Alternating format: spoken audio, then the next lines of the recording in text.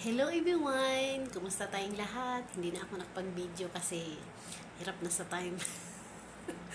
Sobrang busy ang person nyo. At saka ito si Maria. Share ko lang sa inyo, kumakain ako ng peach. Ayan.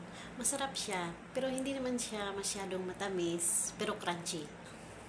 And kinakat ko kasi hindi pa siya masyadong hinog.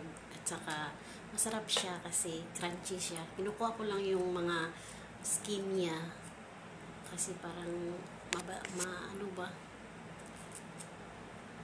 Davao Manisa. Bisaya tayo minsan. Di ako straight magtagalog, pero nahihiya naman ako kasi sa aking mga followers na Tagalog na minsan mag-comment sila, hindi namin naintindihan yung mga ganun ba. So sana naman maintindihan naman ng lahat. Intindihan na Tagalog Bisaya tayo. Pero mga Tagalog, makaintindi naman sila minsan ng mga Bisaya. Crunchy siya.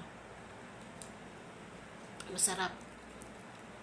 Masarap siya, everyone. Kasi maraming dumating kahapon na mga prutas si Amo. Kaya busy ako.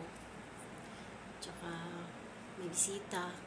Yun, kaya nagluluto ako.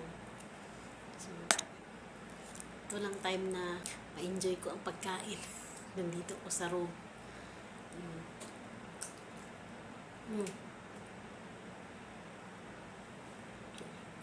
Ito hindi malutong. Medyo hinog na siya. Sarap talaga siya.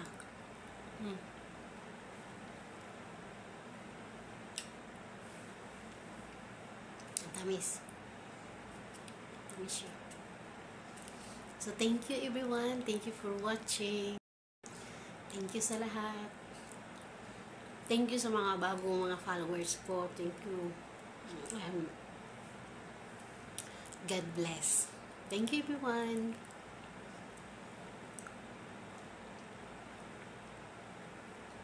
Tamis. Sarap.